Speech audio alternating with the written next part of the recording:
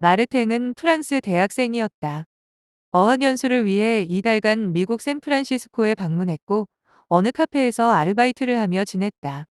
거기서 가브리엘이라는 여대생과 같이 일했는데 마르탱은 그녀를 사랑하게 된다.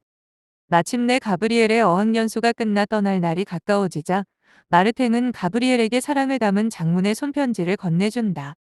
진부한 연애 편지가 아닌 가브리엘을 심오하게 통찰하는 마르탱의 편지를 읽자 가브리엘은 마르탱을 사랑하지 않을 수 없었다. 그 둘은 만나 남은 며칠간을 열렬히 사랑했고 마르탱은 예정대로 프랑스로 돌아간다. 프랑스로 돌아온 마르탱은 가브리엘을 잊지 못하고 학생 신분으로 열심히 돈을 모아 가브리엘에게 또 편지를 보낸다. 자신이 열심히 모은 돈으로 비행기표를 2장 예매했고 한 장은 가브리엘이 샌프란시스코에서 뉴욕으로 오는 비행기표를, 그리고 다른 한 장은 자신이 프랑스에서 뉴욕으로 가는 비행기표를 예매했다고. 중간 지점인 뉴욕에서 만나 다시 사랑하자는 내용의 편지와 그녀에게 줄 비행기표를 보냈다. 마르탱은 그녀가 분명 나올 것이라고 생각하고 뉴욕으로 왔고 기다리고 있겠다고 한 그 약속 장소에서 기다렸는데 가브리엘은 나타나지 않았다. 마르탱은 학생 신분으로 열심히 노력해서 모은 돈으로 산 비행기표임에도 가브리엘이 나타나지 않자 몹시 상처받고 자신이 바람맞았다고 생각하고 그녀를 잊기 위해 노력한다. 13년이 지난 후 마르탱은 프랑스 경찰이 되어 있었다. 프랑스 문화재 관리국 소속 경찰이었는데 주로 미술품 도난 관련 사건을 수사하는 일이었다. 마르탱에게는 한 가지 골칫거리가 있었는데 3년 전부터 고가의 미술품을 전문적으로 털어온 전문 절도범이 있었기 때문이다. 그의 이름은 아키볼드. 60대 정도의 남자로 마르탱이 수사한 바로는 아키볼드는 그 유명 화가의 사망 날짜에 맞추어 그의 명화를 훔쳐가는 특징이 있었다. 마치 예고장을 보내고 절도 행각을 하는 궤도루팡처럼 아키볼드는 주도 면밀했고 한 번도 잡히지 않았다. 그런 아키볼드를 잡기 위해 3년간의 추적을 해온 마르탱은 이번 기회야말로 아키볼드를 꼭 잡고 말겠다고 다짐하고 잠복 수사를 한다. 자신의 감이 어느 정도 맞았는지 반교 후의 사망 날짜에 맞추어 마르탱은 프랑스의 어느 미술관에서 잠복 근무를 하고 있었는데 아니나 다를까 저 멀리서 누군가가 미술관으로 침입하는 것을 마르탱은 쌍안경으로 발견한다. 동료 경찰들의 도움 없이 윰전히 자신의 힘으로 아키볼드를 잡고 싶었던 마르탱은 아키볼드가 반고 후의 그림을 탈취해 도망가는 것을 따라가다 아키볼드의 함정에 걸리고 만다.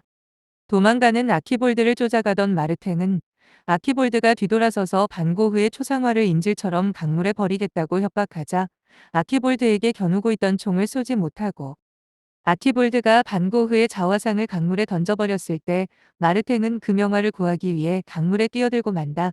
그리고 아키볼드는 도주한다. 강물에 뛰어들어 가까스로 그 명화를 건져낸 마르탱은 그 그림은 가짜임을 알게 된다. 그리고 그는 상부에서 큰 질책을 받게 되고 커리어에도 타격을 입는다. 그 후 마르탱은 누군가로부터 택배를 받았는데 거기에는 고급 포도주가 한 병 있었고 검색 결과 그 포도주는 프랑스의 어느 경매장에서 한 병에 몇천만 원의 고가의 낙찰이 된 돈 안 된 포도주였다. 그 포도주를 보낸 사람은 아키볼드였고 마르탱은 아키볼드가 자신에게 게임을 신청하고 있음을 느낀다. 한편 마르탱에게 어떤 미모의 한국 여성이 찾아왔는데 그녀는 국제적인 대기업 보험회사 소속이었고 주로 미술품이나 고가의 예술품들을 담보해주는 보험회사였다. 최근 고가의 미술품 도난 사건이 자주 발생해 그 보험회사도 큰 손해를 입었기 때문에 그들도 아키볼드를 쫓고 있었고 마르탱에게 아키볼드를 체포하는데 협조해달라고 했다. 그리고 얼마 후 샌프란시스코 한 호텔에서 고가의 다이아몬드를 전시할 예정인데 아키볼드가 거기에 나타날 가능성이 있다고 했다. 그리고 그녀는 거액의 착수금을 마르탱에게 제시했다. 마르탱은 경찰직을 그만둘지 고민하다가 샌프란시스코에서 아키볼드를 잡기 위해서는 총기 사용을 허가해줘야 한다는 조건으로 그녀의 제안을 받아들인다. 사실 마르탱은 아키볼드를 잡기 위해 샌프란시스코에 가는 것도 있었지만 자신이 사랑했던 가브리엘이 궁금해서 가는 것이기도 했다. 샌프란시스코로 가는 비행기 안에서 그 보험회사 소속 한국 여자가 준 파일들을 읽었는데 그동안 아키볼드에 대해 조사한 FBI의 문서였다. 거기서 충격적인 사실을 알게 되었는데 아키볼드는 가브리엘의 아버지였다. 그리고 가브리엘이 태어날 때 가브리엘의 엄마인 발랑티는 난산으로 죽었다는 것. 그리고 아키볼드는 가브리엘이 태어난 후 아직 한 번도 그녀와 제대로 만난 적이 없었다는 것이었다. 샌프란시스코에 도착한 마르탱은 FBI 문서에서 가브리엘의 거처를 알게 되어 그녀를 찾아간다. 그런데 발견한 것은 아키볼드가 가브리엘과 같이 어떤 레스토랑에 있는 것이었다. 기회를 봐서 마르탱은 총을 겨누어 아키볼드를 잡고자 했지만 아키볼드는 유토바이를 타고 도주했고 마르탱은 차로 추격했지만 놓치고 만다. 가브리엘과 제외한 마르탱은 제일 먼저 묻고 싶었던 것이 왜 그때 13년 전 가브리엘이 그 약속 장소에 나오지 않았냐는 것이었다. 하지만 가브리엘은 제대로 대답하지 않는다. 그리고 앞으로의 미래가 더 중요하지 않냐며 마르탱과 다시 사랑을 시작하자고 했지만 마르탱은 거절한다. 그동안의 상처가 너무 커서였다. 하지만 가브리엘을 다시 보니 마음이 약해져서 마르탱은 그녀와 다시 사랑을 나눈다. 샌프란시스코의 한 호텔에서 다이아몬드가 전시되던 날 호텔 안은 사람들로 매우 북적였다. 마르탱뿐만 아니라 경찰, FBI, 보험회사 등등은 아키볼드가 나타나길 기다리고 있었는데 마르탱은 거기에 아키볼드가 나타나지 않을 것이라 확신한다. 그리고 그 전시회에 전시된 다이아몬드는 가짜였다. 마르탱은 그 다이아몬드는 아키볼드를 오인하기 위한 미끼였을 뿐 진품이 아님을 직감하고 그날 가브리엘에게 갔는데 가브리엘에게 잠시 후 몰래 아키볼드가 찾아와서 아주 중요한 얘기가 있다며 어딘가로 가야 한다고 말했다.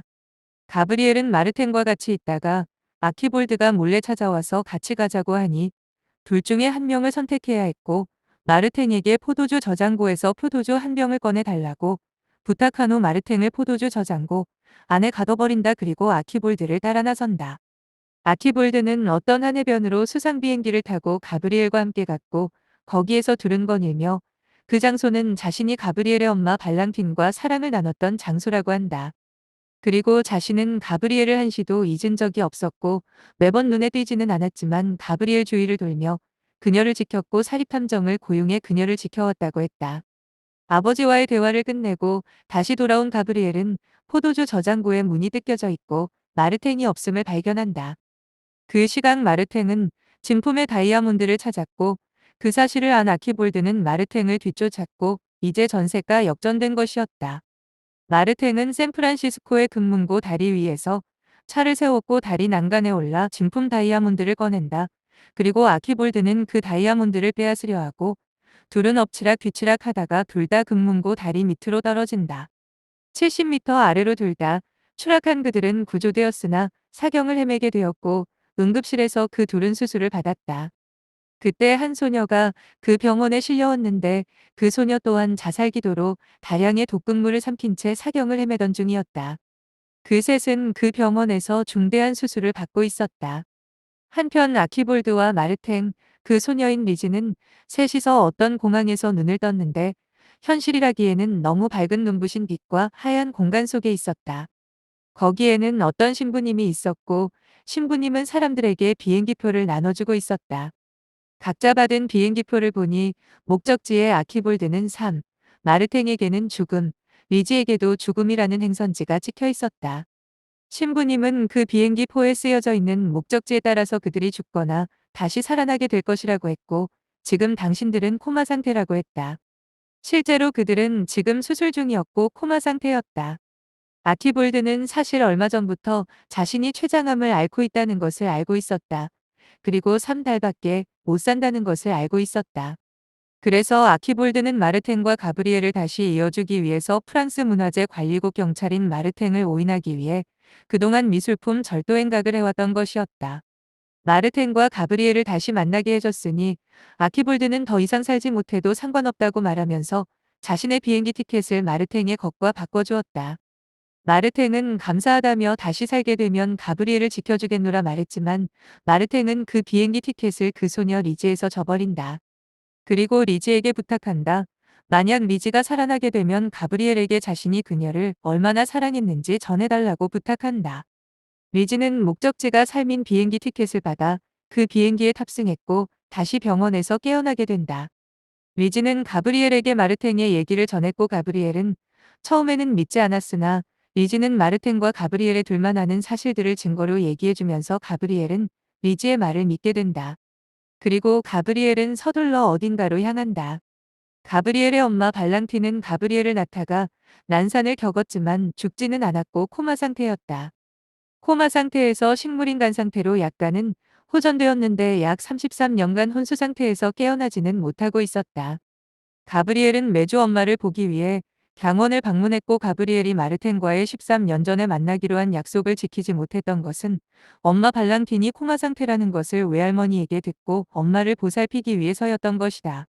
가브리엘은 엄마에게 찾아가 눈물을 흘리며 얘기를 했다. 지금 현재 상황에 대해.